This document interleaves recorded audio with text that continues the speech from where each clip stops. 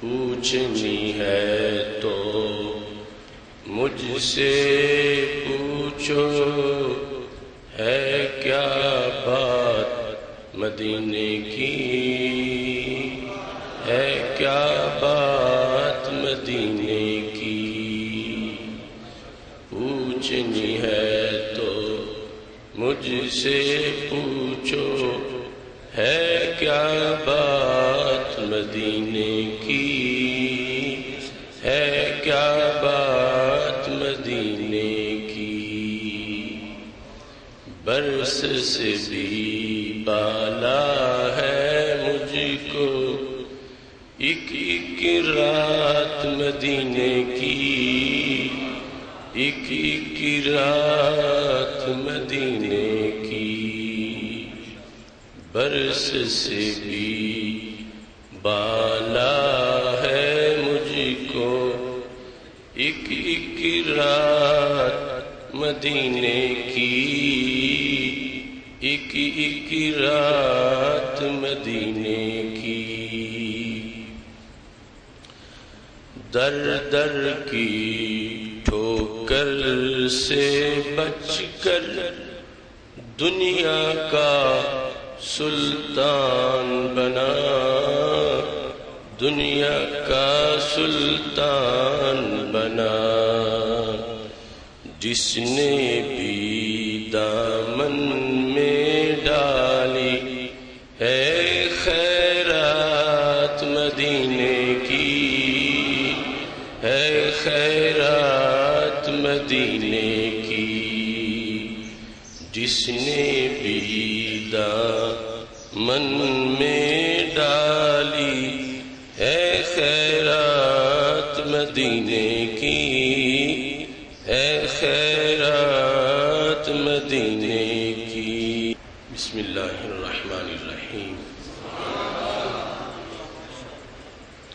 رب اشرح لی صدری ویسر لی امری واحلل عقدۃ من لسانی یفقہوا قولی۔ احمدک اللہم یا مجیب کل سائل، والصلاة والسلام علی من هو افضل الوسائل، وعلى آلہ واصحابہ ذوی الفضائل۔ اما بعد فاعوذ باللہ من الشیطان الرجیم، بسم اللہ الرحمن الرحیم۔ وَأَتِمُّ الْحَجَّ وَالْعُمْرَةَ لِلَّهِ صدق اللہ العظیم وصدق رسولہ النبی الکریم الامین۔ ان اللہ وملائکتہ یصلون علی النبی یا ایہا الذین آمنوا صلوا علیہ وسلموا تسلیما۔ الصلاة والسلام علیک یا سیدی یا رسول اللہ وعلی آلک واصحابک یا حبیب اللہ۔ الصلاة والسلام علیک یا سیدی یا رسول اللہ وعلی آلک واصحابک یا حبیب اللہ۔ مولاي صل وسلم دائما ابدا على حبيبك خير الخلق كلهم، منزه عن شريك في محاسنه فجوهر الحسن فيه غير منقسم۔ يا أكرم الخلق مالي من ألوذ به سواك عند حلول الحادث العممي۔ محمد تاج رسل اللہ قاطبة، محمد صادق الاقوال والکلم، محمد ذکرہ روح لانفسنا، محمد شکرہ فرد علی الامم۔ رب صل وسلم دائما ابدا علی حبیبک خیر الخلق کلہم۔ پوچھنی ہے تو مجھ سے پوچھو، ہے کیا بات مدینے کی، ہے کیا بات مدینے کی۔ پوچھنی ہے تو مجھ سے پوچھو، ہے کیا بات مدینے کی، ہے کیا بات مدینے کی، برس سے بھی بالا ہے مجھ کو ایک ایک رات مدینے کی، ایک ایک رات مدینے کی، برس سے بھی بالا ہے مجھ کو ایک ایک رات مدینے کی، ایک ایک رات مدینے کی،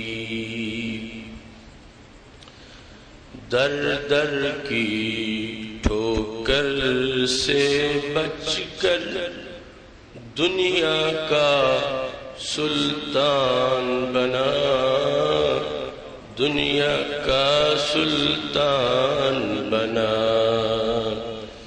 جس نے بھی دامن میں ڈالی ہے خیرات مدینے کی، ہے خیرات مدینے کی، جس نے بھی دامن میں ڈالی ہے خیرات مدینے کی، ہے خیرات مدینے کی،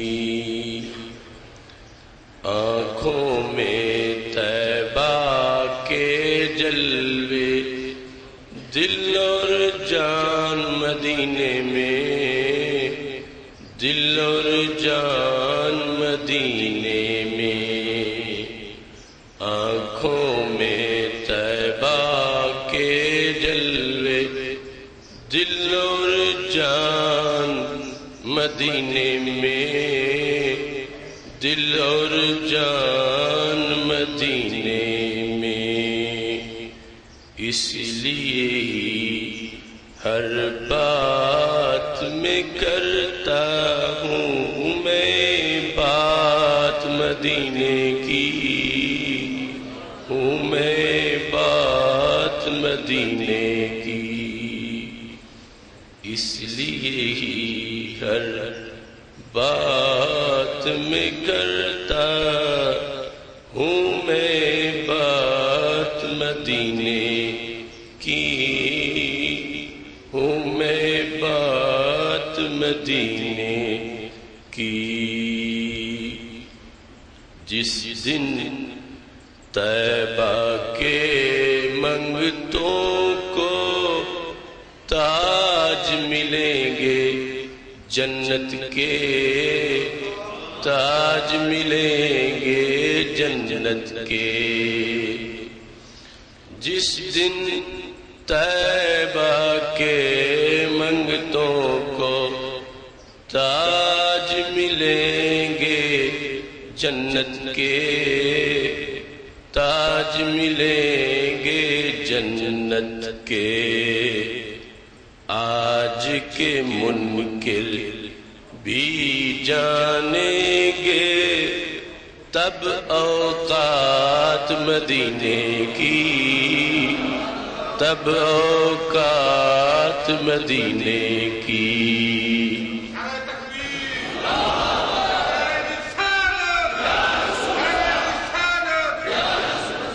جس دن طیبہ کے منگتوں کو تاج ملیں گے جنت کے، تاج ملیں گے جنت کے، آج کے منکر تب جانیں گے، آج کے منکر بھی جانیں گے تب اوقات مدینے کی، تب اوقات مدینے کی، پوچھنی ہے تو مجھ سے پوچھو، ہے کیا بات مدینے کی، کیا بات مدینے کی، برس سے بھی بالا ہے مجھ کو ایک ایک رات مدینے کی، ایک ایک رات مدینے کی۔ اگلی بار کی امیدیں بھی ساتھ ہی چلتی آئی ہیں، ساتھ ہی چلتی آئی ہیں۔ اگلی بار کی امیدیں بھی ساتھ ہی چلتی آئی ہیں، ساتھ ہی چلتی آئی ہے۔ روتے روتے میں نے گزاری جب میقات مدینے کی، جب میقات مدینے کی۔ روتے روتے میں نے گزاری جب میقات مدینے کی، جب میقات مدینے کی۔ بٹتا ہے کونین میں ہر سو فیض رسول عربی کا، فیض رسول عربی کا۔ چپے چپے پہ دیکھو یہ ہے برسات مدینے کی، ہے برسات مدینے کی۔ چپے چپے پہ دیکھو یہ ہے برسات مدینے کی، ہے برسات مدینے کی۔ پوچھتے ہیں خوشبو یہ تمہاری کس بازار سے آئی ہے، کس بازار سے آئی ہے۔ پوچھتے ہیں خوشبو یہ تمہاری کس بازار سے آئی ہے، کس بازار سے آئی ہے۔ میں کہتا ہوں فضل خدا سے ہے سوغات مدینے کی، ہے سوغات مدینے کی۔ میں کہتا ہوں فضل خدا سے ہے سوغات مدینے کی، ہے سوغات مدینے کی۔ پوچھتے ہیں خوشبو یہ تمہاری کس بازار سے آئی ہے، کس بازار سے آئی ہے۔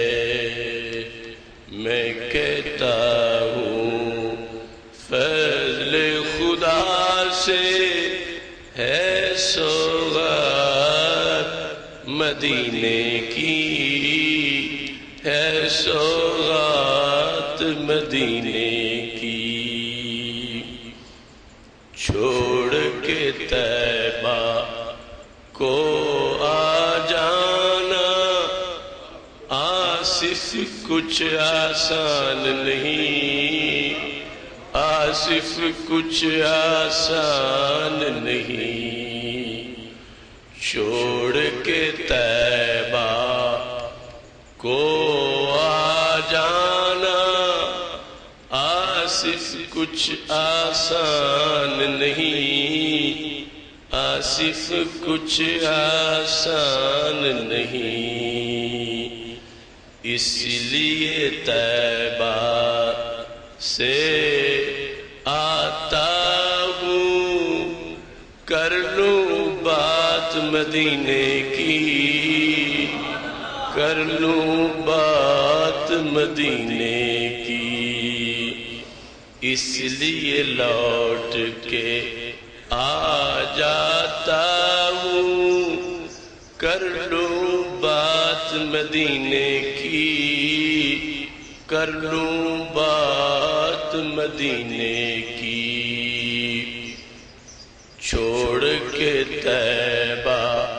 کو آ جانا آصف کچھ آسان نہیں، آصف کچھ آسان نہیں، اس لیے لوٹ کے آ جاتا ہوں، کر لوں بات مدینے کی، کر لوں بات مدینے کی، پوچھنی ہے تو مجھ سے پوچھو، ہے کیا بات مدینے کی، ہے کیا بات مدینے کی، برس سے بھی بالا ہے مجھ کو ایک ایک رات مدینے کی، ایک ایک رات مدینے کی۔ مدینہ شریف سے واپسی، مدینہ شریف کا پیغام پھیلانے کے لیے، اور اللہ کا شکر ہے کہ اس نے ایسی مصروفیت عطا فرمائی ہے کہ آج رات جو گزری ہے یہ مرکز صراط مستقیم بشارت چکوال میں اجتماع تھا، اور 2:15 بجے وہاں تقریر ختم ہوئی ہے، اور انشاءاللہ جو رات آ رہی ہے کمپنی باغ سرگودا کے اندر ختم نبوت کانفرنس منعقد کی جا رہی ہے۔ اس طرح ہی مدینہ شریف جب روانگی ہوئی تھی تو پہلے کا شیڈول تھا، اور آنے کے بعد کی یہ مصروفیت میں سمجھتا ہوں بہت بڑی سعادت ہے۔ اللہ کا کروڑوں بار شکر ہے کہ اس نے بندہ ناچیز پر تقصیر حقیر کو نامی مرتبہ حج کی سعادت عطا فرمائی ہے۔ لئن شکرتم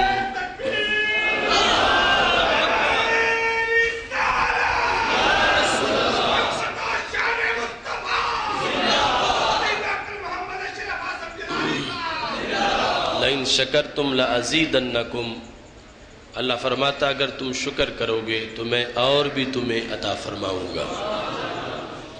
آپ سب کو یاد ہے کہ باب الشیخ بغداد شریف میں حضرت سیدنا غوث پاک رحمہ اللہ تعالی کی دہلیز پر میں نے یہ کلام لکھا تھا 1994 میں، جب حج تو کیا عمرے کا بھی ویزا نہیں ملا تھا، پہلی بار حاضری کی بھی تمنا پوری نہیں ہوئی تھی، اس وقت میں نے یہ لکھا تھا، نہیں ہے آصف کو نا امیدی راہ طیبہ کی الجھنوں سے، نظر ہے میری کرم پہ ان کے، کرم یہ مجھ پہ کئی بار ہوگا۔ اللہ تعالیٰ کے فضل و کرم سے یہ سلسلہ جاری ہے، آپ تمام میرے لیے دعا فرمائیں۔ اللہ تعالیٰ کے فضل و کرم سے مکہ شریف میں، مدینہ شریف میں، مقدس وادیوں میں، ہر جگہ آپ تمام حضرات کے لیے دعائیں ہوتی رہیں۔ اللہ تعالیٰ ان سب دعاؤں کو قبول فرمائے، اور خالق کائنات جل جلالہ ہم سب کے گناہوں کو معاف فرمائے۔ حج کا مقدس فریضہ اور مشاعر مقدسہ میں حاضری مکہ شریف اور مدینہ شریف کے در و دیوار اور پر انوار مناظر کی زیارت یقیناً ہر مومن کی دل کی تمنا اور آرزو ہے، اللہ سب کی آرزویں پوری کرے اور خالق کائنات جل جلالہ سب کو با مقصد اور با ادب حاضری کی توفیق عطا فرمائے۔ اس موقع پر خالق کائنات جل جلالہ کے فضل و کرم کی جو برسات ہوتی ہے اس میں بڑے بڑے گناہگار سیاکار جب واپس لوٹتے ہیں تو مقبول حج کے لحاظ سے ہمارے آقا صلی اللہ علیہ وسلم ارشاد فرماتے ہیں راجع کیوم ولدت امہ، یوں لوٹا جیسے آج ہی اس کی ماں نے اس کو جنم دیا ہے۔ اللہ کی رحمتیں اب بھی جھوم جھوم کے برستی ہیں، دعائیں قبول ہوتی ہیں، بہت جلد قبول ہوتی ہیں۔ اس موقع پر بھی عرفات کے میدان میں ٹیونس کی ایک حاجن جو کافی عرصہ سے نابینا تھیں اور عرفات میں دعا مانگ رہی تھیں، اللہ تعالیٰ سے اپنی بینائی کا سوال کر رہی تھی اور دیکھتے ہی دیکھتے ان کی آنکھیں روشن ہو گئیں اور انہیں بینائی ملی۔ اور دوسرے دن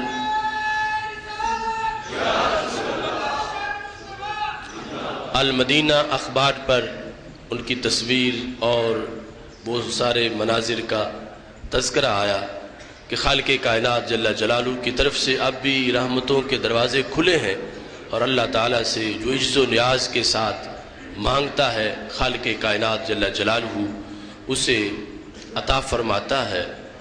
اب بھی لوگوں کے دلوں میں اتنا شوق اور ذوق موجود ہے، اور بالخصوص میں پہلے بھی ذکر کرتا ہوں کہ بر صغیر پاک و ہند کا یہ جو علاقہ ہے اس میں اللہ تعالیٰ نے ایک خاص تاثیر رکھی ہے۔ اس سال حج کے موسم میں 2 حاجی صاحبان پیدل مدینہ شریف پہنچے اور مکہ شریف پہنچے، اور ان دونوں کا تعلق پاکستان سے تھا۔ یعنی تقریباً 10,000 کلومیٹر کا سفر پیدل طے کرتے ہوئے وہ جس وقت وہاں پر حجاز مقدس کی حدود میں داخل ہوئے ان کا استقبال کیا گیا، اور پھر مختلف اخبارات میں ان کے انٹرویوز شائع ہوئے۔ میرے پاس وہ اخبارات بھی موجود ہیں۔ ایک کشمیر سے تھا اور ایک کراچی سے تھا، اور خالق کائنات جل جلالہ نے انہیں یہ سعادت عطا فرمائی کہ اس وقت اپنی آرام اور سہولتیں اور ساری چیزوں کو نظر انداز کر کے صرف مدینہ شریف اور مکہ شریف کے شوق کے اندر انہوں نے وہ طویل سفر کیا، جس کے نتیجے میں وہاں پہنچے اور خالق کائنات جل جلالہ نے انہیں یہ اعزاز و اکرام عطا فرمایا۔ سید عالم نور مجسم شفیع معظم صلی اللہ علیہ وسلم نے اس وقت آج سے صدیوں پہلے آج کا جغرافیہ دیکھ کر حالات و واقعات کو سامنے رکھ کر جو کچھ ارشاد فرمائے تھے وہ یقیناً آج بھی ان میں سے ہر چیز اپنی پوری صداقت کے ہمراہ موجود ہے، اور وہ ساری خوشخبریاں اور پیش گوئیاں بالکل صحیح اور سچی ہمارے سامنے روز بروز آ رہی ہیں۔ ان حجاج کرام میں سے ایک کا تذکرہ یہ المدینہ اخبار کے صفحہ نمبر 9 پر موجود ہے۔ 18 ستمبر کا یہ اخبار، اس کے اندر وہ کارزاد نامی حاجی الرحالہ کارزاد یاسل الی خیبر قادمہ من کشمیر مشین علی الاقدام، یہ اخبار کے اندر اس کی تصویر اور ساری تفصیلات کو ذکر کیا گیا۔ یہ کشمیر سے جانے والے اور دوسرے حاجی صاحب ان کا تذکرہ بھی مختلف اخبارات میں وہاں پہ چھپا، جو کہ کراچی سے مختلف ممالک سے ہوتے ہوئے اپنا سفر مکمل کرنے کے بعد وہاں پہنچے، اور ان کا ذکر بھی اخبارات نے ایک پاکستانی حاجی کے حوالے سے کیا کہ انہوں نے اتنا طویل سفر مکمل کیا ہے، اور اللہ تعالیٰ کے فضل و کرم سے آج اس مادی دور کے اندر انہوں نے نئے سرے سے اس چیز کو ثابت کیا کہ خالق کائنات جل جلالہ نے ان مقدس شہروں کی محبت اس انداز میں لوگوں کے سینوں میں آباد کی ہے کہ لوگ سید عالم نور مجسم شفیع معظم صلی اللہ علیہ وسلم کے مقدس دیس کی زیارت کے لیے اور حج کی ادائیگی کے لیے دور دراز مقامات سے چلتے ہیں اور پہنچتے ہیں، اور بالخصوص یہ محبت بر صغیر پاک و ہند کے مسلمانوں کے اندر موجود ہے اور دن بدن یہ محبت بڑھتی جا رہی ہے۔ یہ اخبار جس کے اندر انہوں نے تذکرہ کیا یہ اکاز اخبار ہے، جو کہ سعودی عرب کا ایک پرانا اخبار ہے۔ اس میں 29 ذوالحج 5 اکتوبر میں اس کا تذکرہ کیا گیا۔ کہتے ہیں کہ پاکستانی یکتا 6000 کلومیٹر مشین لادائے فریضۃ الحج، حج کی ادائیگی کے لیے ایک پاکستانی نے 6387 کلومیٹر پیدل سفر کیا، اور اس کے بعد وہ وہاں پہنچے، اور ان کا یہ سفر بین مدینہ کراچی والعاصمۃ المقدسہ کراچی سے لے کر مدینہ شریف اور مکہ شریف تک یہ سفر ان کا جاری رہا، اور اس میں انہوں نے مختلف ممالک کا درمیان میں سفر کیا، اور اللہ تعالیٰ کے فضل و کرم سے وہ یہ سفر طے کرتے ہوئے اپنی محبتوں کو تسکین دینے کے لیے وہاں پہنچے۔ نبی اکرم نور مجسم شفیع معظم صلی اللہ علیہ وسلم سے جس وقت صحابہ کرام رضی اللہ تعالی عنہم نے پوچھا تھا العامنا ھذا ام للعبد، یا رسول اللہ صلی اللہ علیہ وسلم یہ حج صرف اس سال کے لیے ہے یا قیامت تک کے لیے ہے؟ تو ہمارے آقا صلی اللہ علیہ وسلم نے فرمایا لو قلت نعم لوجبت ولما استطعتم، اگر میں ہاں کہہ دوں گا تو پھر فرض ہو جائے گا اور پھر تم میں طاقت نہیں ہوگی۔ میں ہاں نہیں کہتا لیکن اس کی استحباب کی طرف متوجہ کرتا ہوں۔ تو رسول اکرم صلی اللہ علیہ وسلم نے لازم نہیں کیا کہ ہر سال کوئی نکلے، لیکن اس کے باوجود محبت اتنی دلوں میں موجود ہے کہ ہر بندے کا دل کرتا ہے کہ میں جاؤں اور وہ مقامات مقدسہ دیکھوں کہ جہاں وحی کا نزول ہوتا رہا۔ سید عالم نور مجسم شفیع معظم صلی اللہ علیہ وسلم اپنے مقدس طلبوں سے زمین کو گلزار بناتے رہے، کعبۃ اللہ کا طواف، مشاعر مقدسہ اور مختلف مقامات پر جو رحمتوں کا نزول ہے، یہ اسلام کے عالمی دین ہونے کی دلیل ہے، ختم نبوت کا اس میں پیغام ہے، اور ہمارے دین کی حقانیت کا یہ بین ثبوت ہے کہ اس وقت تک مادیت کے باوجود اتنی محبت ان مقامات مقدسہ کی مسلم امہ کے دلوں میں موجود ہے۔ آج جس وقت ہم ان تمام حقائق کو سامنے رکھتے ہیں تو ہمیں مزید ان آزمائشوں کا بھی سامنا کرنا پڑتا ہے کہ جس کی بنیاد پہ بہت سے آثار کو معاذ اللہ مٹا دیا گیا، اور ایک انسان جو 15ویں صدی میں یہ تصور کر کے مکہ شریف پہنچتا ہے، مدینہ شریف پہنچتا ہے کہ فاصلہ سمٹ جائے اور مجھے عہد نبوی کی خوشبو آنے لگے، اور رسول اکرم نور مجسم شفیع معظم صلی اللہ علیہ وسلم جب اپنی ظاہری حیات میں یہاں موجود ہوتے تھے اس وقت کے ساتھ میری وابستگی ہو جائے۔ اس سلسلہ میں یقیناً بہت سے اہل محبت ان کے لیے حجابات نہیں ہیں، لیکن جو ذرائع اور وسائل ہم جیسوں کو اس مقدس عہد سے ملانے والے ہیں وہ مقامات مقدسہ اور آثار مقدسہ ہیں کہ جہاں جاتے ہی فوراً انسان کی کیفیات تبدیل ہو جاتی ہیں اور وہ سمجھتا ہے کہ عہد نبوی کا روشن دان کھل گیا ہے اور رسول اکرم نور مجسم شفیع معظم صلی اللہ علیہ وسلم کے مقدس ظاہری عہد کی ہوائیں آنا شروع ہو گئی ہیں۔ اس سلسلہ میں مکہ شریف میں مسجد حرام کے بعد جو سب سے مقدس ترین جگہ ہے اس جگہ کا ذکر کرتے ہوئے آج میں اپنی گفتگو کو آگے بڑھا رہا ہوں۔ ہمارے آقا صلی اللہ علیہ وسلم جہاں ایک مرتبہ قدم رکھیں وہ زمین بھی آسماں بن جاتی ہے اور وہاں بھی عظمتوں کے کئی میلے آباد ہو جاتے ہیں، لیکن وہ مقدس مقام کہ جہاں سید عالم نور مجسم شفیع معظم صلی اللہ علیہ وسلم نے کئی سال بسر جہاں ہزاروں آیات کا سینکڑوں آیات کا نزول ہوا ہو اور رسول اکرم نور مجسم شفیع معظم صلی اللہ علیہ وسلم کی نسبت سے امت اس کو مسجد حرام کے بعد مکہ المکرمہ کا سب سے مقدس ترین مقام قرار دے. آج جس وقت جغرافیے میں ہمیں اس جگہ کا تعین ہی نہ ہو سکے، وہ مقام ہی نہ مل سکے اور اس کے نقوش ہی مٹا دیے جائیں، تو یقیناً یہ عقیدتوں کو زخمی کرنا اور الفتوں کو معاذ اللہ موت کے گھاٹ اتارنے کے مترادف ہے. تمام محدثین امت مسلمہ میں اس بات پر متفق رہے کہ مکہ شریف میں مسجد حرام کے بعد جو سب سے مقدس ترین مقام ہے وہ گھر ہے جس کو دار سیدہ خدیجہ الکبریٰ کہا جاتا ہے. حضرت سیدہ خدیجہ رضی اللہ تعالی عنہا کا مقدس گھر، اس کے بارے میں ہمارے متقدمین ائمہ اور دیگر جو مجتہدین ہیں ان کے تذکرے موجود ہیں.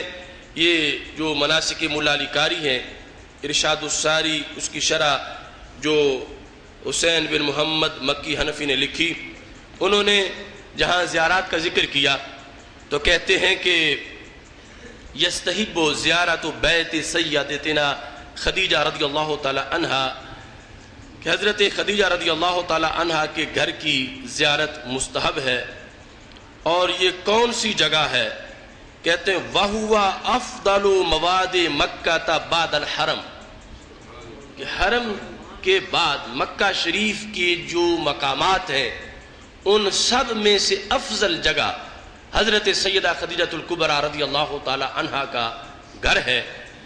علی ما قالہ الطبرانی وغیرہ من الاعلام، بہت سے ائمہ نے، طبرانی نے اور دیگر نے اس کی تصریح کی ہے کہ یہ گھر سب سے مقدس ترین مقام ہے مکہ شریف میں حرم کے بعد، مسجد حرام کے بعد. لیکن اس بھرے مجمع میں، بلکہ یہاں تو کیا ہزارہ لوگ جو وہاں موجود ہیں، ان میں سے کوئی آج جس وقت چاہتا ہے کہ مجھے پتہ چلے کہ وہ جگہ کون سی ہے، وہ مکان کہاں ہے، وہ کس جگہ موجود ہے، تو اس کو سوائے افسوس اور حسرت کے کچھ بھی نہیں ملتا. یہ جو ساج والی سائیڈ ہے، مسعی یعنی صفا سے مروہ سے آگے چند سیڑھیاں اس مکان کی طرف چڑھتی تھیں، اور وہاں جو کچھ تھا اس کے لحاظ سے یہ اخبارات جو وہاں سے چھپنے والے ہیں انہوں نے جو تحقیقات پیش کی ہیں، بالخصوص ایک بہت بڑے محقق نے پوری کتاب اس گھر کے بارے میں لکھی ہے، اور اس گھر کی ان تمام نشانیوں کا تذکرہ کرتے ہوئے انہوں نے جو حقائق تھے ان کو دوبالا کیا. یہ المدینہ اخبار کے اندر 18 ستمبر کو یہ پورا کالم دار السیدہ خدیجہ رضی اللہ تعالی عنہا یہ چھپا، جس میں اس گھر کا تعارف کروایا گیا کہ اس گھر کی فضیلت کیا ہے، کیا جس کا معاذ اللہ نام و نشان بھی مٹ چکا ہے. لوگ اپنے لیڈروں کی رہائش گاہیں محفوظ کرتے ہیں. یعنی پاکستان میں چند دن زیارت کے مقام پر بانی پاکستان نے وہاں قیام کیا، اس کو ایک تاریخی حیثیت حاصل ہے. اور جب وہاں پر دہشت گردی کی گئی تو بہت سے دہشت گردوں کے حامی اور آثار کے منکر بھی یہ کہہ رہے تھے کہ یہ پورے پاکستان پہ حملہ ہے اور یہ ہمارے پورے نظریے پہ حملہ ہے. تو ان لوگوں کا ظلم بھی تو دیکھو کہ جس گھر کے اندر سید عالم نور مجسم شفیع معظم صلی اللہ علیہ وسلم نے چند مہینے قیام نہیں کیا، سال ہا سال جس گھر میں سرکار تشریف فرما رہے وحی کا نزول ہوتا رہا، آج جس وقت ملت کے بیٹے اس کی تلاش میں نکلتے ہیں اور انہیں اس گھر کی ایک اینٹ بھی نظر نہیں آتی، اور اس کو کھود کر جس طرح کچھ حصہ لیٹرینوں کی طرف شامل کر دیا گیا ہے اور کچھ کو ویسے توسیعات کی نظر کر دیا گیا ہے، تو انسان کو سوائے افسوس، حسرت اور ان زرد نظریات کی مذمت کے بغیر کچھ بھی حاصل نہیں ہوتا. لیکن میں اس مقام پر آپ کے سامنے اس کی تھوڑی سی وضاحت کرتے ہوئے جو آگے کے حقائق ہے اس کی طرف آپ کو متوجہ کرنا چاہتا ہوں۔ یہ کتاب جس کا ٹائٹل یہ درمیان میں دیا گیا ہے، جس میں لکھا ہے دار السیدہ خدیجہ بنت خویلد رضی اللہ تعالیٰ عنہ فی مکہ المکرمہ دراسہ تاریخی للدار وموقعها وعمارتها، کہ اس کی تاریخی تجزیہ اور یہ گھر کہاں واقع ہے اور اس کی مختلف زمانوں کے اندر صورتحال کیا رہی، اس میں کس طرح کتنے کمرے تھے، اور پھر بعد میں مختلف عہود ان نجدیوں کے آنے سے پہلے اس گھر کو کس طرح کر کے محفوظ رکھا گیا، وہ ساری تحقیقات اس کے اندر موجود ہیں جو احمد ذکی یمانی نے کتاب لکھی ہے، اور یہ کتاب مؤسسۃ الفرقان للتراث الاسلامی نے شائع کی ہے۔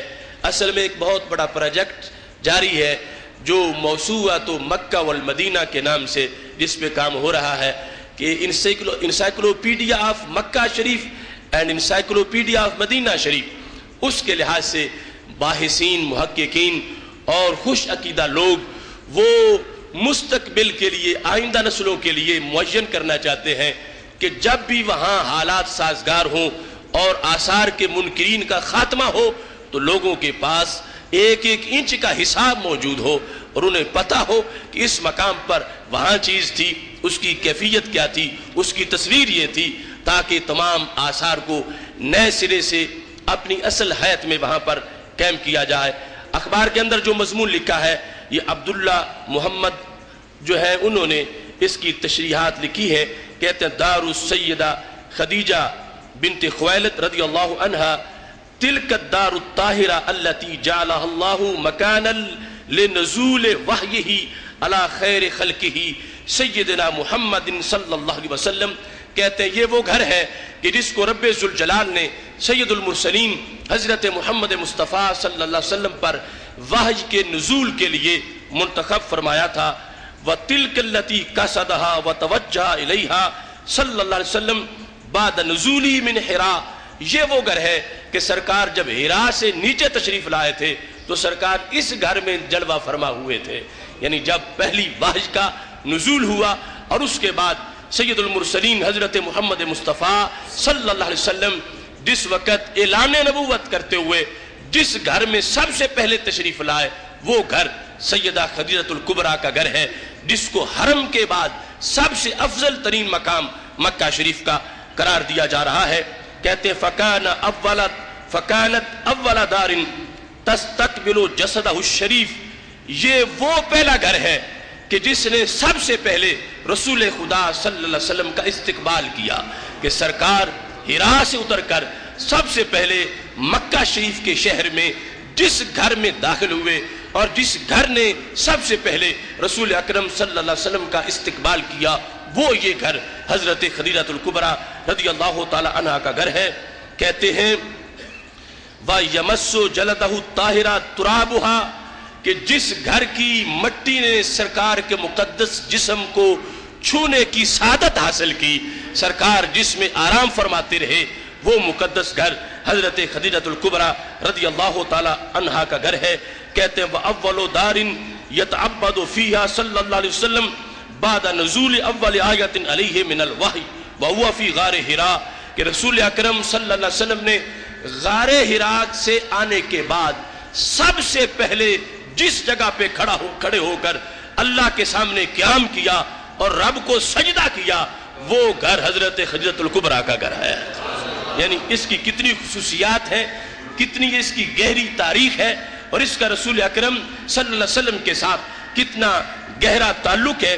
کہتے ہیں نزول وحی کے بعد، اول آیت کے نزول کے بعد یہ گھر ہے کہ جس میں رسول اکرم صلی اللہ علیہ وسلم سب سے پہلے آ کر جنہوں نے اللہ تعالیٰ کی اس مقام پر عبادت کی۔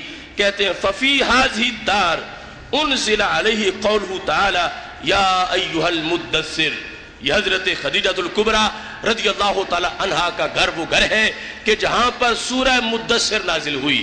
یا ایھا المدثر، یہ کلمات رب ذوالجلال کی طرف سے سید عالم نور مجسم شفیع معظم صلی اللہ علیہ وسلم کے مقدس ذات پہ نازل ہوئے۔ حین راجع النبی صلی اللہ علیہ وسلم من حراء الى السیدہ خدیجہ رضی اللہ تعالی عنہا وقال دثرونی، اس واسطے کہتے ہیں وبہذا تکون هذه الدار اول دار ينزل فيها القرآن على الاطلاق.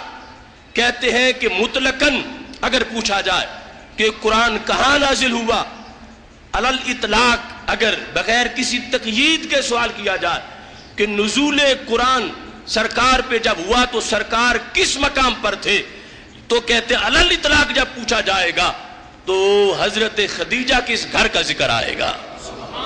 یہ گھر ہے کہ جہاں علی الاطلاق نبی اکرم نور مجسم شفیع معظم صلی اللہ علیہ وسلم پر سب سے پہلے قرآن کا نزول ہوا. بعد مدنی زندگی میں ازواج مطہرات کے حجرے، بالخصوص سیدہ خدیجہ، حضرت عائشہ صدیقہ رضی اللہ تعالیٰ عنہ کا حجرہ، مدینہ شریف کے مختلف مواقع وہ بعد میں ہیں. یہ تذکرہ ہو رہا ہے اولیت کے لحاظ سے کہ سب سے پہلے جس گھر میں رسول اکرم صلی اللہ علیہ وسلم پر قرآن نازل ہوا وہ گھر حضرت خدیجہ کا یہ گھر ہے. اب اس گھر میں کتنی نسبتیں ہیں اور کتنی چاہت ہے امت کو کہ جو بعد میں پیدا ہوئی کہ ہم اپنے آقا صلی اللہ علیہ وسلم کے اس مقدس گھر کی زیارت کریں. اور آج لاکھوں لوگ جاتے ہیں لیکن کسی کو اس گھر کی زیارت تو کیا اس جگہ کی شناخت بھی نہیں کرائی جاتی، اور تعین اور شناخت کے لحاظ سے بھی شرک اور بدعت کے فتوے لگائے جاتے ہیں. ہمارے آقا صلی اللہ علیہ وسلم اس گھر میں موجود تھے.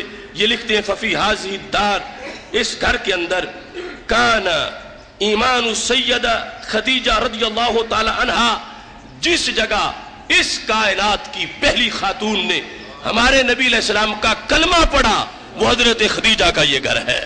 کہ حضرت خدیجہ رضی اللہ تعالی عنہا نے عورتوں میں سب سے پہلے ایمان قبول کیا. اور علی الاطلاق ابھی حضرت سیدنا علی اور حضرت سیدنا صدیق اکبر رضی اللہ تعالی عنہما کا معاملہ بات کا ہے.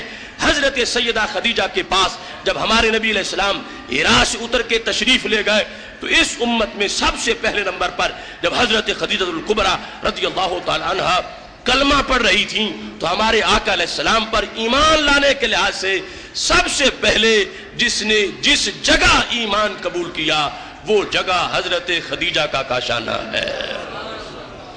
ہر مومن کے دل میں آج ایمان ہے اور ہمیں اس ایمان کے لحاظ سے اولیات کی تلاش ہے کہ جو نور ہمارے سینے میں ہے سب سے پہلے کس سینے میں آیا تھا. جو کلمہ ہم پڑھتے ہیں سب سے پہلے زمین پر یہ کس جگہ پہ پڑھا گیا، یہ کس مقدس مقام پہ پڑھا گیا.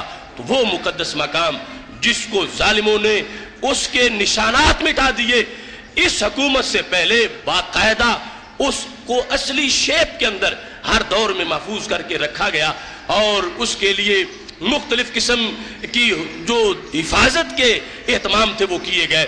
لیکن آج اس کا تذکرہ تک ختم کر دیا گیا اور تلاش کو شرک قرار دے دیا گیا، جبکہ ایمانیات کا تقاضا ہے نزول قرآن کی جگہ ہمارے نبی علیہ السلام کے پیکرے پر نور کو مس کرنے والا وہ مکان اور ہمارے نبی علیہ السلام پر ایمان لانے کے لحاظ سے اولیت میں جس جگہ آپ کی رسالت اور اللہ کی توحید کا اعلان کیا جا رہا تھا وہ مکان یقیناً حرم کے بعد مکہ شریف میں افضل ترین مقام ہے. اس مقام پر لکھا گیا ہے، اس کی اتنی فضیلتیں ہیں. وہی اولو، اس مقام پر ففی هذه الدار بشرت السیدہ رضی اللہ تعالی عنہ ببیت فی الجنہ. اس مکان کے اندر ہی ہمارے نبی علیہ السلام نے حضرت سیدہ خدیجہ کو جنت کی خوشخبری سنائی تھی. حضرت خدیجہ الکبریٰ رضی اللہ تعالی عنہا کو سرکار نے فرمایا اللہ نے تمہیں جنت میں ایک مکان دیا ہے کہ جس کے اندر سر درد نہیں ہوگا، جس کے اندر کبھی تھکاوٹ نہیں ہوگی. سرکار دو عالم صلی اللہ علیہ وسلم کی زبان سے یہ جملے جس جگہ پہ نکلے اس جگہ کو دار سیدہ خدیجہ کہا جاتا ہے.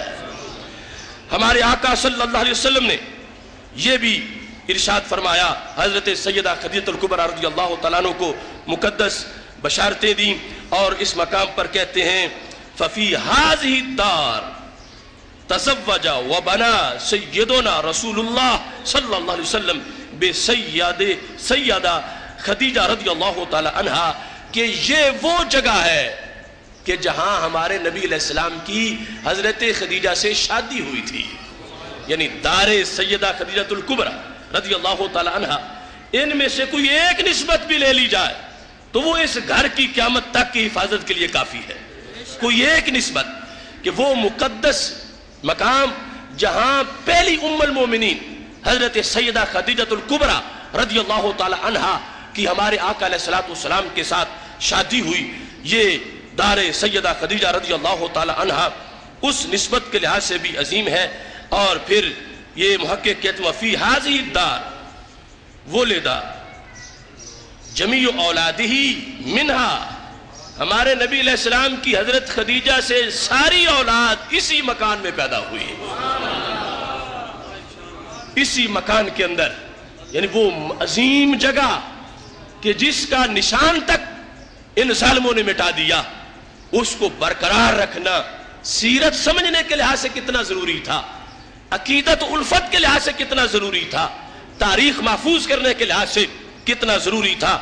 اس مکان میں کہتے ہیں القاسم رضی اللہ تعالی عنہ و عبداللہ رضی اللہ تعالی عنہ و زینب رضی اللہ تعالی عنہ و رقیہ رضی اللہ تعالی عنہ و ام کلثوم رضی اللہ تعالی عنہ و فاطمہ رضی اللہ تعالی عنہ، کہ یہ وہ جگہ ہے جہاں ہمارے نبی علیہ السلام کے صاحبزادے حضرت قاسم کی ولادت ہوئی، یہ وہ مکان ہے جہاں ہمارے نبی علیہ السلام کے صاحبزادے حضرت عبداللہ کی ولادت ہوئی، یہ وہ مکان ہے جہاں ہمارے نبی علیہ السلام کی بڑی صاحبزادی حضرت سیدہ زینب رضی اللہ تعالی عنہ کی ولادت ہوئی، اسی جگہ ہمارے نبی علیہ السلام کی صاحبزادی حضرت سیدہ رقیہ رضی اللہ تعالی عنہ کی ولادت ہوئی، اسی مکان کے اندر ہمارے نبی علیہ السلام کی صاحبزادی حضرت سیدہ ام کلثوم رضی اللہ تعالی عنہ کی ولادت ہوئی، اور اسی مقام کے اندر خاتون جنت حضرت سیدہ فاطمہ الزہرا رضی اللہ تعالی عنہ کی ولادت ہوئی۔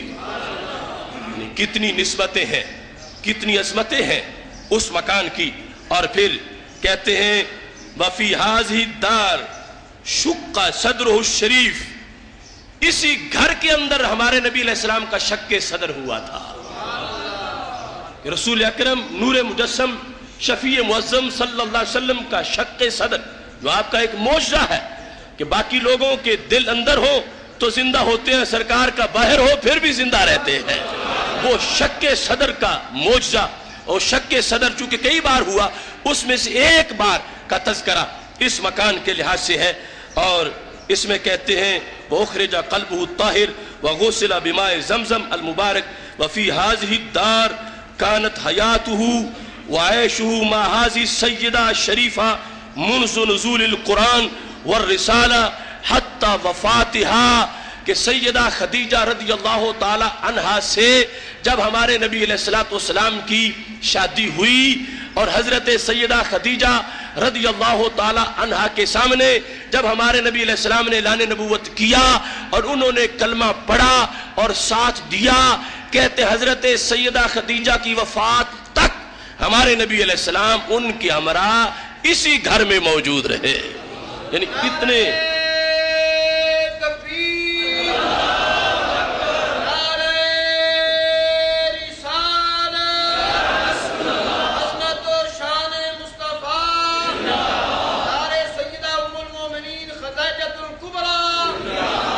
وَمِنْ هَذِهِ الدَّارِ اُخْرِجَتْ إِلَىٰ قَبْرِهَا، کہتے اسی گھر سے ان کا جسم پاک قبر کی طرف روانہ ہوا۔ حضرت سیدہ خدیجہ رضی اللہ تعالی عنہ کا وصال اسی گھر کے اندر ہوا۔ وہ کہتے ہیں وَدَفَنَهَا النَّبِيُّ صلی اللہ علیہ وسلم بِيَدِهِ الشَّرِيفَةِ، ہمارے آقا علیہ السلام نے اپنے مقدس ہاتھوں سے ان کی تدفین کی۔ وَقَدْ عَاشَ الرَّسُولُ صلی اللہ علیہ وسلم فِي هَذِهِ الدَّارِ 28 سنتاً، ہمارے نبی علیہ السلام 28 سال اس گھر میں موجود رہے، جن کا ایک سیکنڈ جہاں پہ گزرے امت کے لیے قیامت تک کے برکتوں کے میلے آباد ہو جائے۔ 28 سال تک، 28 سال تک جس گھر کے اندر ہمارے نبی علیہ السلام موجود رہے، وہ گھر بے ادب نجدی بلڈوزروں کی نظر ہو گیا۔ اس گھر کی اینٹ اینٹ کو جدا کر دیا گیا، وہاں کھنڈر کھودے گئے اور توسیع کی آڑ کے اندر اس گھر کے نشانات مٹا دیے گئے۔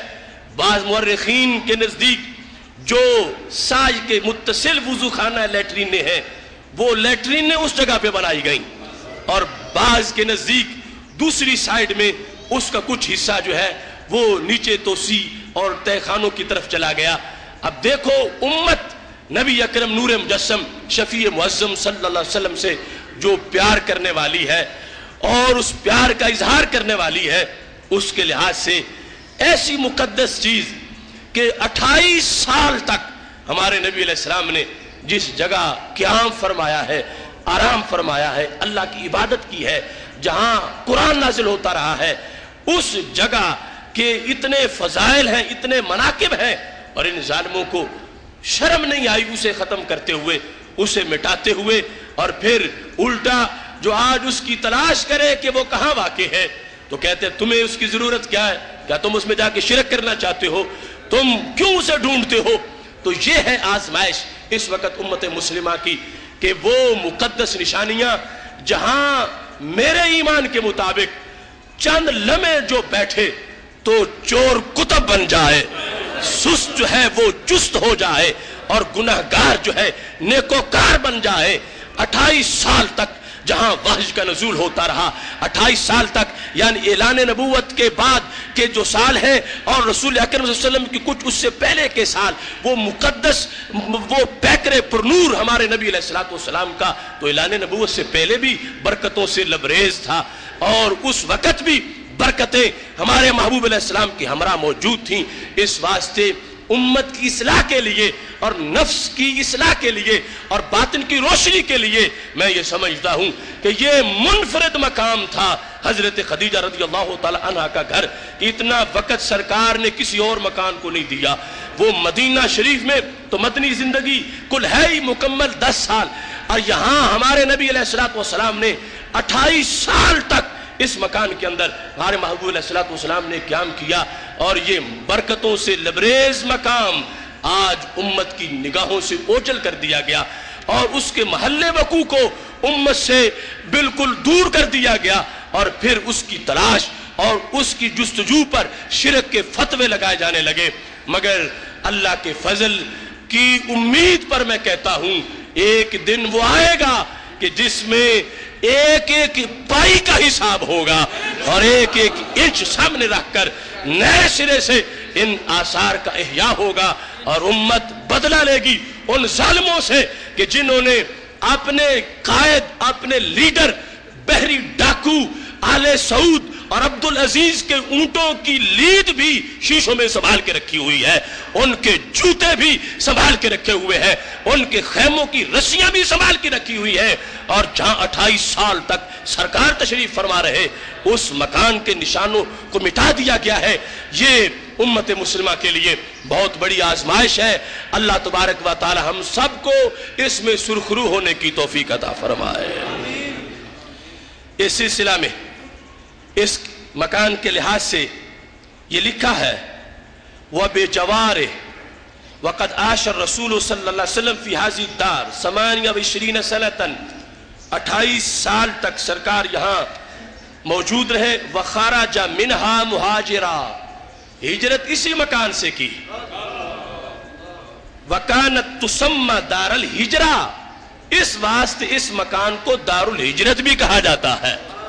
ایک تو مدینہ شریف کا نام ہے نا دار الہجرہ، کہ صحابہ ہجرت کر کے مدینہ شریف پہنچے تو مدینہ شریف دار الہجرت ہے، اور جس جگہ سے ہمارے نبی علیہ السلام ہجرت کے لیے نکلے وہ جگہ یہ مکان ہے، یعنی مسلسل اسی کے اندر ہمارے آقا علیہ السلام نے اس کو پسند کیا۔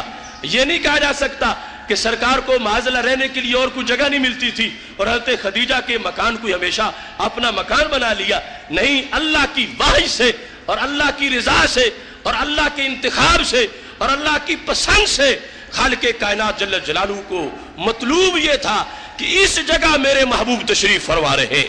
28 سال تک ہمارے نبی علیہ السلام دار سیدہ خدیجہ رضی اللہ تعالی عنہا کے اندر موجود رہے۔ کہتے ہیں وَبِجَوَارِ هَذِهِ الدَّارِ الْحَجَرِ الَّذِي كَانَ يُسَلِّمُ عَلَى النَّبِيِّ صلی اللہ علیہ وسلم، کہتے اسی گھر کے ساتھ وہ پتھر تھا جو سرکار گزرتے تھے تو سلام پڑھتا تھا.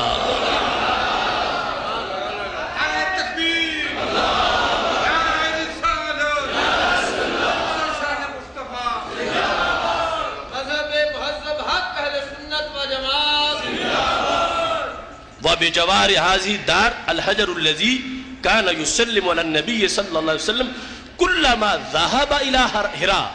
سرکار دو عالم صلی اللہ علیہ وسلم جب بھی اس مکان سے نکل کے حرا کی طرف جاتے تھے تو وہ پتھر آپ پہ سلام پڑھتا تھا. اور مواہب دنیا میں موجود ہے کہ وہ جس گلی میں تھا اس کو کہائی زقاق حجر کہا جاتا تھا. پتھر والی گلی، پتھر والی گلی.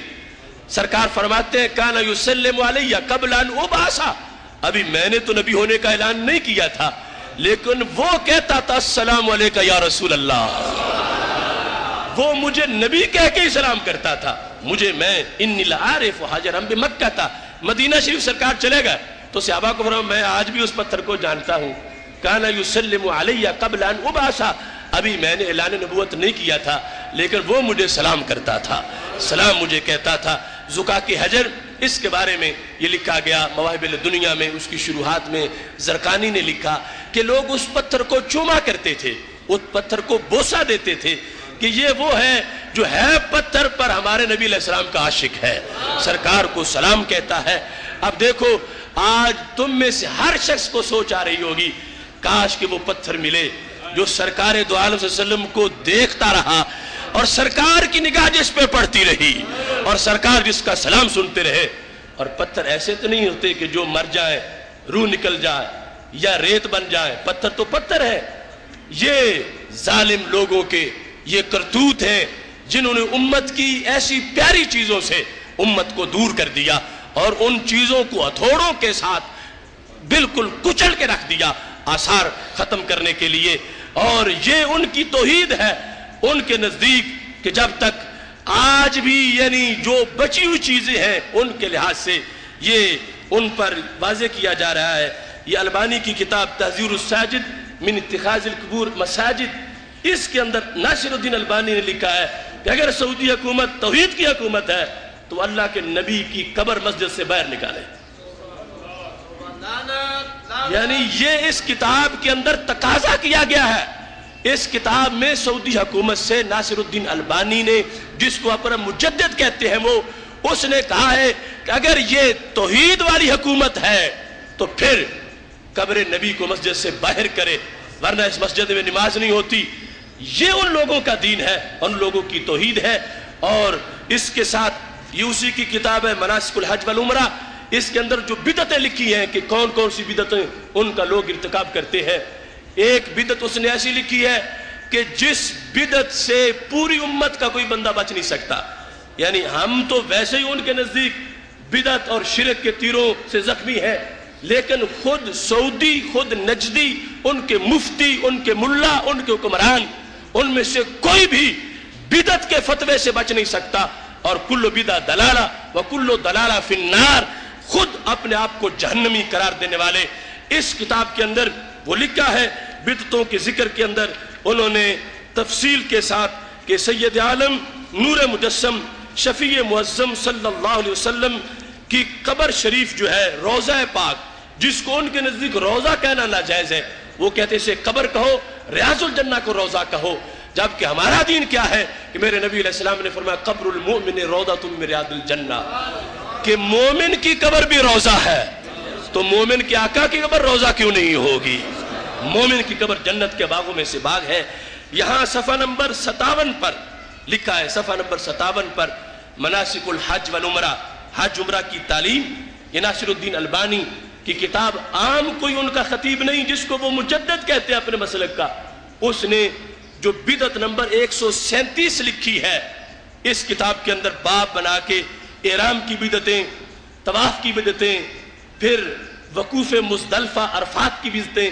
عرفات کی بدعت کیا ہے کہ اگر ایک بندہ آگے کہتا ہے لبیک اللہم لبیک، پچھلے کہتے ہیں لبیک اللہم لبیک، کہتا ہے یہ بدعتی لوگ ہیں.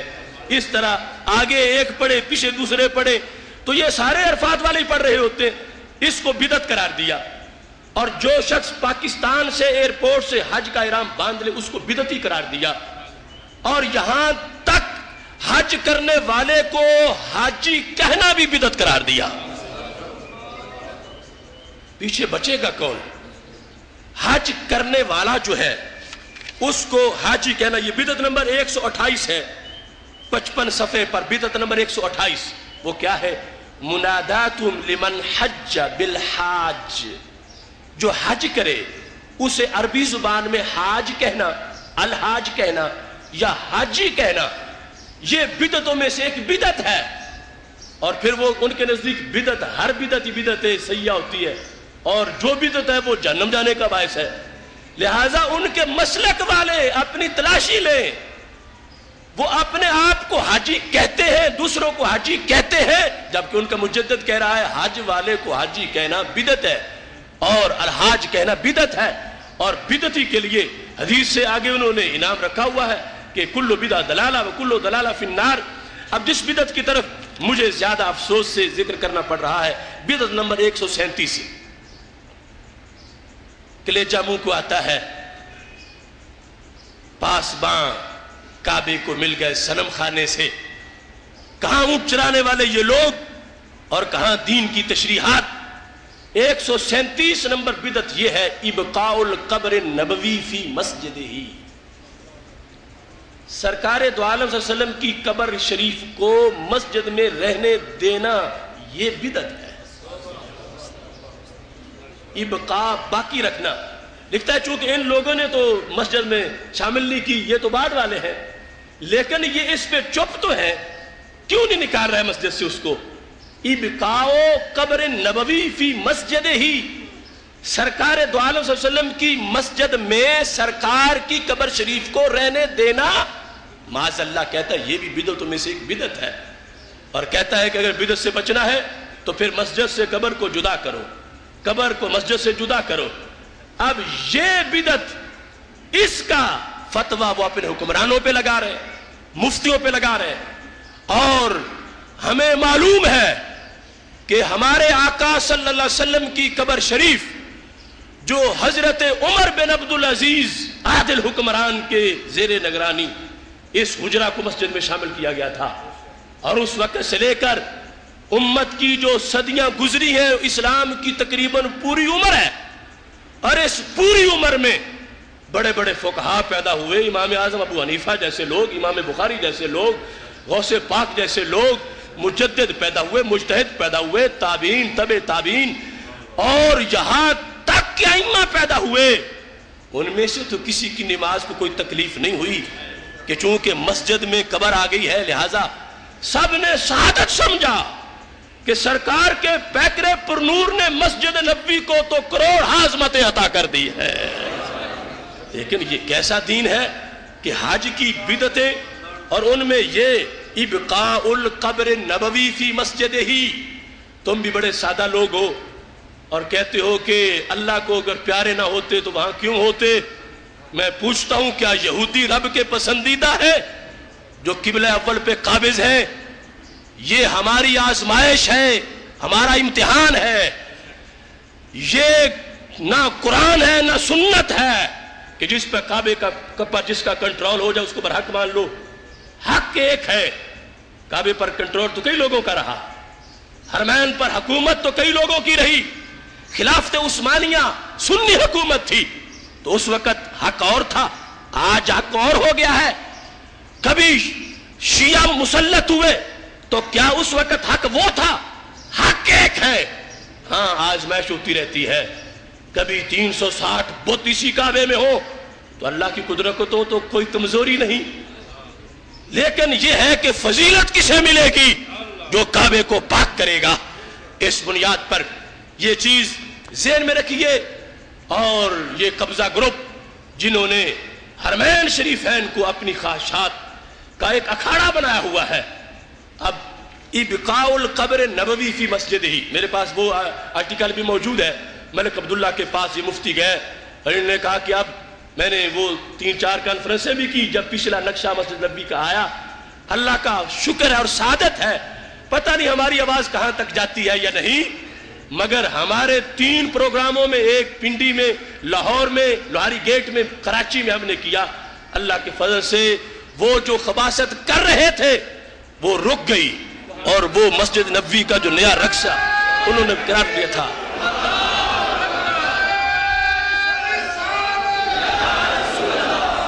وہ اس کے اندر لکھا ہے کہ جب یہ لوگ گئے اور ملک عبداللہ کو جا کے کہا کہ اب تم ہی کر سکتے ہو یہ کام، اور تمہاری حکومت توحید کی تب ہوگی کہ جب یہ کام کرو کہ ایک دیوار بنا دو کم از کم جو مسجد نبوی اور قبر شریف کے درمیان دونوں کو جدا کر دے، جس نے حاضری دینی ہے ادھر وہ باہر سے آئے، باہر سے جائے۔ یہ ساری مسجد ادھر جھکی ہوئی ہوتی ہے، سب کی نمازیں خراب ہوتی ہیں، دلیلیں یہ دے رہے کہ لوگوں کا اعتکاف غلط خراب ہو جاتا ہے، لوگ نماز پڑھ رہے ہوتے ہیں، حاضری دینے والے ادھر جاتے ہیں، تو اس واسطے درمیان میں دیوار بنا دو اور مسجد نبوی شریف سے قبر کو باہر نکال دو۔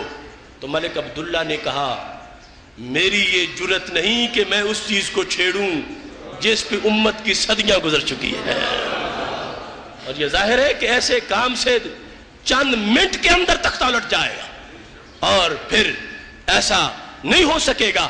اب یہاں پر ابقاء القبر النبی صلی اللہ علیہ وسلم فی مسجد ہی، سرکار کی قبر شریف پر نام نہاد یہ امتی تبصرے کر رہے ہیں روضہ پاک پر کہ اس کو باقی رکھے مسجد میں تو بدعت ہے، اور اس پر فتوے لگا رہے ہیں، جبکہ سید عالم نور مجسم شفیع معظم صلی اللہ علیہ وسلم کے صحابہ، تابعین، تبع تابعین، امت پوری وہ جہاں پہ نبی علیہ السلام تشریف فرما ہوئے چند لمحوں کے لیے وہاں بیٹھ کے حضرت جابر دعا کرتے ہیں اور کہتے ہیں جب بھی کرتا ہوں ہاتھ نیچے کرنے سے پہلے قبول ہو جاتی ہے۔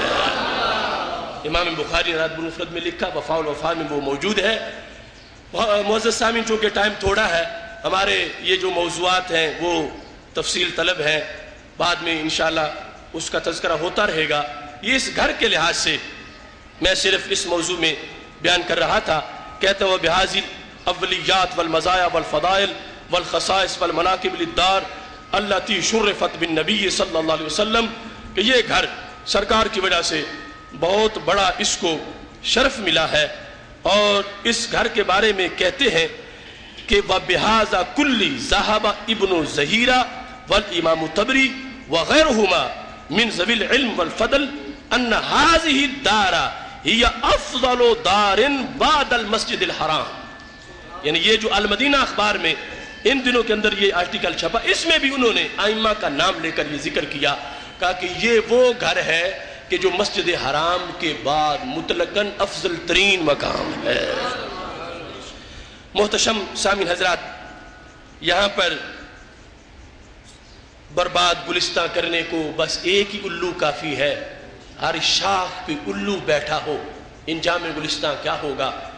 کتنے نام نہاد لوگ اکھڑ مزاج اور اکھڑ مزاج جنہوں نے فتوے کی آڑ میں امت مسلمہ کو آج اس حال میں چھوڑا ہے، ان کے اپنوں میں سے بھی کوئی نہیں بچتا، ہم تو پہلے ہی ان کے فتووں کی زد میں ہے، جبکہ ہمارے آقا علیہ السلام نے فرمایا تھا ارجو ان اکون اکثرہم تابعا، کہ قیامت کے دن جب امتوں کا حساب ہوگا تو سب سے بڑی میری امت ہوگی، اور جنت کی 120 صفوں میں سے 80 صفیں میرے غلاموں کی ہوگی۔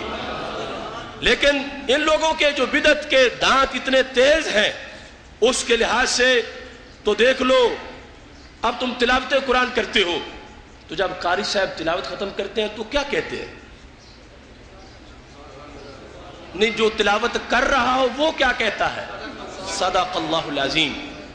اور ہم تو اس طرح کہتے ہیں صدق اللہ العظیم و صدق رسولہ النبی الکریم، چونکہ اس کے باقاعدہ حدیث میں ذکر ہے۔ اب یہ ان کا فتاویٰ ہے، فتاویٰ علماء البلد الحرام النسخۃ الاصلیہ، اس کے اندر فتویٰ لکھا ہوا ہے، وہ یہ ہے کہ اگر کوئی بندہ تلاوت قرآن مجید کرے اور اس کے بعد وہ صدق اللہ العظیم کہے تو اس کا حکم کیا ہے؟ صفحہ نمبر 410، حکم و قول صدق اللہ العظیم عند انتہاء قراءۃ القرآن، قرآن ختم کرتے وقت جو بندہ صدق اللہ العظیم کہے وہ کیسا ہے؟ تو انہوں نے لکھا اعتاد الکثیر من الناس ان یقولوا صدق اللہ العظیم عند الانتہاء من قراءۃ القرآن وَهَذَا لَا أَصْلَ لَهُ، اس کی کوئی اصل نہیں، وَلَا يَنبَغِي اعْتِيَادُهُ، ایسا کہنا جائز نہیں، بل ہوا علی القاعدۃ الشرعیہ من قبیل البدع، یہ بدعت کے قبیلے سے ہے کہ یہ بدعتی لوگ کرتے ہیں۔ اب ہماری جماعت، ہمارا مسلک وہ تو اپنی جگہ رہا، ان کے لوگ جس عمل پر ہیں وہ عمل انہی کے فتووں کی صد میں بدعت ہے۔ اور اسی لیے میں کہا کرتا ہوں ہمارے اکابر نے ہمیں جو دین کی چادر دی ہے وہ چھوٹی نہیں، وہ تو لواء الحمد تک پھیلی ہوئی ہے۔ اور یہ لوگ جو ہے ان کی چادر اتنی چھوٹی ہے، ایک طرف سے لیتے ہیں دوسری طرف سے ننگے ہو جاتے ہیں، دوسری طرف سے لے تو پہلی طرف سے ننگے ہو جاتے ہیں۔ اب یہاں ان کے پیروکاروں کا ہمارے ساتھ ہی جھگڑا ہے کہ صرف صدق اللہ العظیم کافی ہے، آگے صدق رسول النبی الکریم کہنے کی ضرورت نہیں ہے۔ ہم کہتے ہیں اترا سرکار کی زبان پہ ہے، سنایا سرکار نے ہے، ہر آیت پہلے سرکار نے سچ بول لیا تو سچ آیا ہے، تو صدق اللہ العظیم کے بعد صدق رسول النبی الکریم بھی کہو۔ اور جن کو وہ کہتے ہیں کہ توحید کے لمبردار ہیں، وہ کہہ رہے ہیں جو صدق اللہ العظیم کا ہے وہ بدعتی ہے، اور بدعتی کون ہوتا ہے؟ کل بدعت دلالہ وکل دلالہ فی النار، وہ تو جہنمی ہے۔ آگے مسئلہ لکھا ہے جو قرآن کو چومے وہ کون ہوتا ہے؟ حکم و تقبیل المصحف، جو قرآن کو چومے وہ کون ہے؟ یہ صفحہ نمبر 414 پہ لکھا ہے، کہتے ہیں جو قرآن کو چومے، لا نعلم دلیلا علی مشروعیت تقبیل القرآن، قرآن کے چومنے کے جائز ہونے پر کوئی دلیل نہیں ہے، یہ بھی بدعت کے قبیلے سے ہے۔ یعنی کعبے کی دیوار کو چومے بدعت، کعبے کے غلاف کو چومے بدعت، حجر اسود کو برکت کے لیے چومے تو بدعت۔ حج کی غلطیوں میں لکھا ہے کہ حجر اسود کو ویسے چوم سکتے ہو برکت کے حصول کے لیے، حجر اسود کو نہیں چوم سکتے۔ محتشم سامعین حضرات، چلو بدعت سے جو لوگ بچے ان کے لحاظ سے ان کا فتویٰ، کوئی شرک اور بدعت سے اس وقت بچنا ان کے نزدیک امکان نہیں، اور جبکہ یہ پوری فائل جو میرے پاس بھری ہوئی ہے وہ جتنے کاموں پر بدعت کا فتویٰ ہے اتنے کام وہاں رائج بھی ہے۔ یعنی ان کے نزدیک اب غلاف کعبہ یکم ذو الحج کو کعبے کے متولی کے سپرد کیا گیا، اور اخبارات میں سدیس نے دیا، اور یہ لکھا کہ سالانہ یکم ذو الحج کو دیا جاتا ہے، یہ عادت آ رہی ہے۔ میں پوچھتا ہوں کیا قرآن میں آیا ہے؟ کیا سرکار کے فرمان میں آیا ہے؟ خلفائے راشدین نے کیا ہے؟ کعبے کا غلاف کیوں یکم ذو الحج کو ہی متولی کو دیا جاتا ہے، اور پھر کیوں 9 ذو الحج کو ہی پہنایا جاتا ہے؟ اس کا باقاعدہ اس کی تقریب ہوتی ہے، اس کا حفلہ ہوتا ہے، محفل ہوتی ہے، اور فتویٰ کیا ہے اس میں کہ جو کعبے کے غلاف کی محفل کرے وہ بدعتی ہوتا ہے، اور کر کون رہا ہے؟ سدیس کر رہا ہے۔ فتویٰ کیا ہے کہ چومنا مصحف کو بھی ناجائز ہے، تو اس میں ملک عبداللہ کی تصویر کو ایک بچہ چوم رہا ہے تو کہتا ہے قبلۃ الوفا علی خد الملک، وفا کا بوسہ دیا جا رہا ہے، تو شاہ عبداللہ کے تصویر کو چومنا بھی جائز ہو اور ادھر قرآن کے تحریر کو چومنا بھی ناجائز ہو، یہ ٹیڑھا دین۔ اس میں دیکھیے اب یہاں پوچھا گیا تعظیم السلام او العلم الوطنی، اگر کوئی بندہ قومی ترانے کے ادب میں کھڑا ہو جائے تو کیا حکم ہے؟ یہ ہم جو قومی ترانہ ہوتا ہے اس کو عربی زبان میں سلام وطنی کہتے ہیں، اور یہ جو نیشنل ڈے ہوتا ہے قومی دن، اس کے لحاظ سے علم وطنی جو ملک کا جھنڈا ہوتا ہے، اب جھنڈا ملک کی شان ہے، ادب ہے، اس کا احترام ہے۔ اب بارڈر پہ تم نے دیکھا ہوگا کہ جھنڈا ایک فوجی اتارتا ہے، دوسرے کو پکڑاتا ہے، دوسرا آگے پکڑاتا ہے، وہ پہلا تھک نہیں جاتا، یہ ظاہر کیا جاتا ہے کہ یہ ملک کی شان ہے، ملک کا ادب ہے، ملک کا احترام ہے۔ اب ان سے پوچھا گیا اگر کسی ملک کے قومی ترانے میں کوئی ادب سے کھڑا ہو یا کسی ملک کے جھنڈے کا کوئی ادب کرے تو اس کی کیا حیثیت ہے؟ انہوں نے کہا وہ مشرک ہے۔ اب کون پیچھے بچے گا؟ اپنے گھر میں سب کچھ جائز۔ ابھی میرے پاس 1 مہینے کا ریکارڈ ہے، 23 ستمبر کو ان کا قومی دن تھا، 83 سال ہو گئے حکومت کو، اسے عید وطنی بھی کہا، اسے یوم وطنی بھی کہا، اس پر ہر طرح کا جلسہ ہوا، یہاں تک کہ پنگھوڑے میں پڑے ہوئے بچے سے لے کر 80 साला बाबे की चारपाई तक हर तबके के जुदा जुदा जलसे दिखाए गए और 2 दिन छुट्टी की गई स्कूलों में कि ये हमारा ईद वतनी है। हसरत नदामत है ऐसी अकल पर कि जहां ईद मिलाद मनाना तो हराम हो और उसकी छुट्टी ना हो और ईद वतनी की 2 छुट्टियां हो। और फिर दलीलें पेश कर रहा मुफ्ती हरम अब्दुल अजीज। पूछा गया कि ये जो ईद वतनी हम मनाते हैं इसकी दलील क्या है?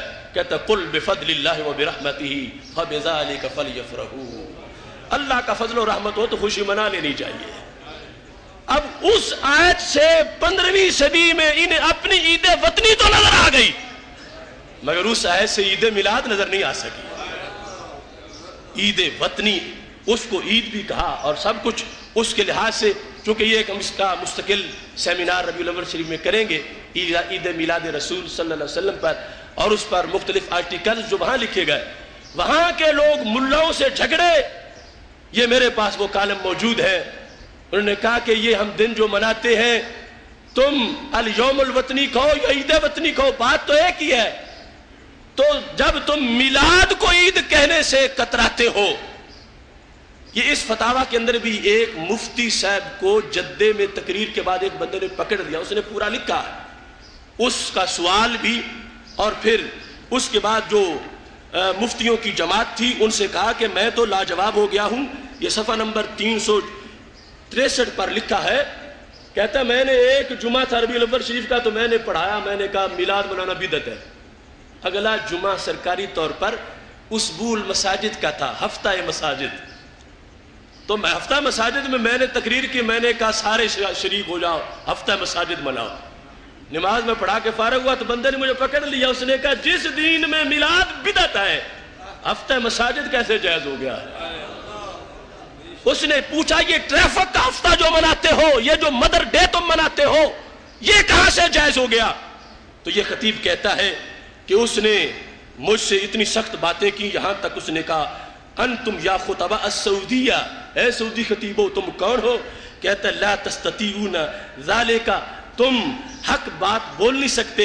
इज़ा क़ालतिल हुकूमत हाज़ा हरामुन कुल तुम हरामुन, हुकूमत कहे ये हराम है तुम कहते हो हराम है। व इज़ा क़ालत हाज़ा हलालुन कुल तुम हलालुन, जब हुकूमत कहे ये हलाल है तुम कहते हो हलाल है। तुम्हारी दलील ना कुरान है ना सुन्नत है, तुम्हारी दलील डंडा है, हुकूमत है, रियाल है। जिसे वो हराम कहे तुम हराम कहते हो, जिसे वो हलाल कहे तुम हलाल कहते हो। तो ये फिर लचना में पेश हो गया कि अब फर्क बताओ, मिलाद मनाना बिदअत है तो हफ्ता मसाजिद मनाना कैसे जायज हो गया? और ये सवाल लिखा है पूरे सफ़े का, जवाब लिखा है आधे सफ़े का। ना कुरान ना सुन्नत। आज भी कर्ज है उन मुफ्तियों पर कि वो जवाब दें कि जितने भी सरकारी तौर पर ट्रैफिक का हफ्ता वहां मनाया जाता है, कौमी दिन मनाया जाता है, हफ्ता मसाजिद मनाया जाता है, आखिर मिलाद में और इसमें फर्क किस तरह है कि मिलाद जो मनाए वो तो 1400 कोड़े खाए। अब भी हमारे लोग वहां मौजूद हैं। एक बूढ़े डॉक्टर ने 1400 कोड़ा खाया था अपने घर में मिलाद मनाने पर। 1400 कोड़ा उसकी पुश्त पे मारा गया कि तुमने मिलाद क्यों मनाया अपने कमरे के अंदर, अपने घर के अंदर। और बाहर जो है वो सब कुछ हो रहा है, ईद वतनी मनाई जा रही है और शराब पी के मनाई जा रही है। यानी रियाज के अंदर एक पुल से जब गाड़ी नीचे गिरी तो 2 बंदे उसमें जब हक हो गए और केस चला। वारसों ने कहा ये हयातुल अमर बिल मारूफ वाले मुस्टंडे जो इन्होंने हमारे बच्चों की गाड़ी गिराई, हयातुल अमर बिल मारूफ वो जो उनके मुतबो का तबका है, उन्होंने कहा कि नहीं हमने ऐसा नहीं किया, उन्होंने शराब नोशी की हुई थी, इस वजह से वो गाड़ी नीचे गिर गई। और फिर मुख्तलिफ इसकी भी तहकीकात सामने आती रही। सारा दिन मैंने उस दिन जब भी वक्त मिला टीवी पे देखा, मुसलसल डांस होता रहा, छोटों ने भी किया, बड़ों ने किया, मुख्तलिफ किस्म के अरबी भंगड़े डाले जाते रहे और उसे यौम वतनी और ईद वतनी करार दिया गया। ये सारी चीजें मुफ्तियों की नाक के नीचे होती रही, हयातुल अमर बिल मारूफ की क़ियादत में होती रही, सब कुछ होता रहा और इसको एक इस्लामी सल्तनत का वकार और शार कहा गया। बल्कि मैं समझता हूं کلمہ اسلام کی توہین جتنی یہ لوگ کرتے ہیں شاید یہودی بھی نہ کرتے ہوں. پاؤں کے بوٹ جو ہے وہ جو سبز جھنڈا ہے سعودی عرب کا جس پہ کلمہ لکھا ہوا ہے اس جھنڈے کے بوٹ تیار کیے گئے. آپ نیٹ پہ دیکھ سکتے ہیں, یعنی سبز رنگ کا بوٹ ہے اوپر کلمہ لکھا ہوا ہے. اس کی شلواریں تیار کی گئی, اس کی قمیصیں بنائی گئی. وہ کاروں پہ سائیڈوں پہ لکھا ہے اور سکرین پہ بندہ کھڑا ہے پاؤں رکھ کے نیچے کلمہ لکھا ہوا ہے اور وہ حبوں کا فی قلوبنا وطن تیری محبت ہمارے دلوں میں ہے, تیری محبت ہمارے دلوں میں ہے, یہ نعرے لگا رہے اور کلمہ اسلام کی بے حرمتی ہو رہی ہے. یہ وبال ہے ان لوگوں کے لیے جو حب نبی سے سینے خالی ہوئے تو پھر کہاں کہاں وہ بہکتے جا رہے ہیں اور آگے گمراہیاں بڑھتی جا رہی ہیں. میری دعا ہے خالق کائنات جل جلالہ ہم سب کو ایسی ہلاکتوں سے محفوظ رکھے. وآخر دعوانا الحمدللہ رب العالمین.